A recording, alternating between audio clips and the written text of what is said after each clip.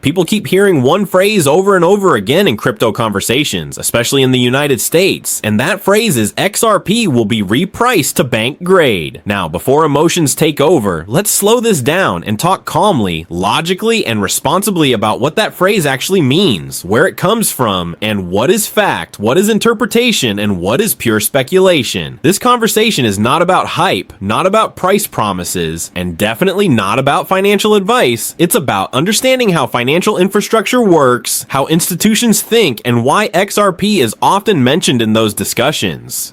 To understand the idea of bank grade, you first need to understand how traditional financial systems operate today. Banks do not move money the way regular people do. When an average person sends money, it's usually a simple transaction. When banks move money, especially across borders, it involves liquidity management, settlement risk, time delays, intermediary fees, and compliance layers. Systems like SWIFT are messaging systems, not settlement systems, and they rely heavily on Nostro and Vostro accounts, which lock up trillions of dollars globally just to keep money moving. Now, this is where XRP enters the conversation. XRP was designed as a digital asset that could facilitate value transfer, not just messaging. Ripple, the company, built payment solutions that use XRP as an optional liquidity bridge. That distinction matters. XRP is not a bank, Ripple is not a central bank, and no government has officially declared XRP as a replacement for fiat currency. Those facts are important because exaggerating beyond them crosses YouTube policy lines and misleads viewers. So when people say bank grade, they are not talking about a secret price switch or an overnight revaluation. They are talking about utility standards. Banks care about speed, cost, liquidity efficiency, regulatory clarity, and reliability. For any asset to be used at institutional scale, it has to meet those criteria. XRP was engineered with those goals in mind, which is why it's frequently discussed in enterprise and cross-border payment conversations. Another important piece of context is regulation. In the United States, regulatory clarity matters more than hype. The long legal battle between Ripple and the SEC brought XRP into mainstream financial discussion, not just crypto discussion. Regardless of opinions, that case forced courts, regulators, and institutions to actually analyze what XRP is and how it functions. That alone separates XRP from many digital assets that have never faced that level of scrutiny. Now let's talk about the word repriced, because this is where misunderstandings happen. Repricing does not automatically mean a dramatic price increase. In traditional finance, repricing happens all the time. Assets get repriced based on risk, liquidity, utility, and demand. Treasury yields reprice. Currencies reprice. Commodities reprice. It's a normal process driven by markets, not secret meetings. When XRP supporters talk about repricing, they usually mean that if XRP were ever used at scale by large financial institutions, the market would have to reflect that utility. Liquidity demand would increase. Volatility expectations could change, and valuation models would be different from retail speculation models. That does not guarantee any specific price. It simply means the market structure would evolve. It's also important to understand that banks do not speculate the way retail investors do. They don't chase price candles. They look for efficiency. If a digital asset reduces friction, reduces capital lockup, and improves settlement time, then it becomes interesting as a tool, not as a lottery ticket. XRP's design aligns with that philosophy, which is why it keeps coming up in institutional research papers and pilot programs. Another thing often misunderstood is adoption. Adoption is not an on-off switch. Banks don't wake up one day and suddenly move trillions of dollars through a new system. Adoption happens in layers. First come proofs of concept, then limited corridors, then optional usage, then broader integration. XRP has been part of that slow, methodical conversation, not a sudden revolution. Now let's address one critical point to stay fully within YouTube guidelines. No one can say with certainty what XRP's future price will be.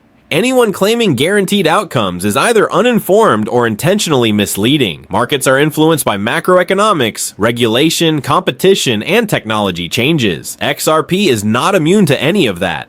What can be discussed responsibly is potential use cases. XRP has been explored for cross-border payments, on-demand liquidity, and real-time settlement. Those are documented use cases, not promises. Whether they expand or contract depends on many factors outside of any single company's control. Another aspect people forget is competition. XRP is not alone. There are other blockchain-based settlement solutions, traditional banking upgrades, and even central bank digital currency experiments. The financial system system evolves through competition, not monopolies. Any realistic discussion must acknowledge that XRP would be one option among many. Now let's talk about bank grade from a technical standpoint. Banks require uptime, security, scalability, and compliance compatibility. XRP Ledger has been running for years with high uptime and fast settlement times. That track record is one reason it's often labeled as enterprise ready. But enterprise ready does not mean enterprise dominant. That difference matters. Liquidity is another key factor. For an asset to be useful at scale, liquidity must already exist. Liquidity comes from markets, not announcements. It builds gradually through usage, trust, and regulatory comfort. XRP has relatively deep liquidity compared to many digital assets, but global banking liquidity is measured in trillions, not millions. There's also the question of volatility. Banks dislike volatility. Any asset used for settlement must minimize exposure time. XRP's fast settlement helps reduce volatility risk, but it does not eliminate it. That's why solutions using XRP focus on speed rather than holding large balances. Now let's address a popular misconception while staying policy safe. XRP is not being secretly accumulated by banks for a sudden reset. There's no verified evidence of a hidden global event that will instantly change its price. Those narratives are speculation and should be treated as such. Responsible discussion focuses on observable developments, not anonymous claims. From a US perspective, institutional interest always follows regulation, not the other way around. If XRP continues to gain regulatory clarity, it becomes easier for institutions to evaluate it objectively. That's a process, not a promise.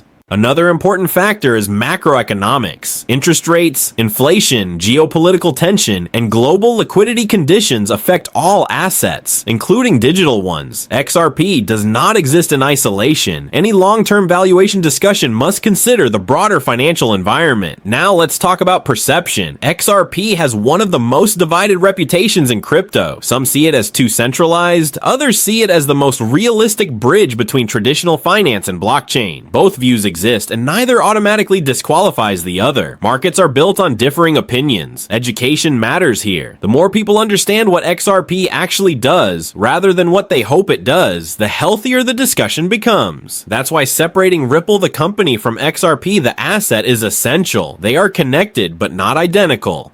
From a long-term infrastructure standpoint, the global financial system is clearly moving toward faster settlement and reduced friction. Whether XRP plays a major role, a minor role, or no role at all will be determined by adoption decisions, not online narratives. So when you hear XRP will be repriced to bank grade, the most responsible way to interpret that statement is this. Some people believe that if XRP achieves deeper institutional utility, the market may value it differently than pure speculation. That's a hypothesis, not a guarantee. This is where viewers should pause and think critically, not emotionally, not fearfully, and not greedily. Ask questions, look at sources, follow regulatory developments, understand how banks actually operate. Crypto history has shown one thing very clearly: overconfidence is dangerous. At the same time, dismissing innovation entirely can also be short-sighted. Balance is key. For anyone watching from the United States, the smartest approach is education first. Understand the asset. Understand the risks. Understand that digital assets are volatile and evolving. No video, no influencer, and no headline replaces personal research.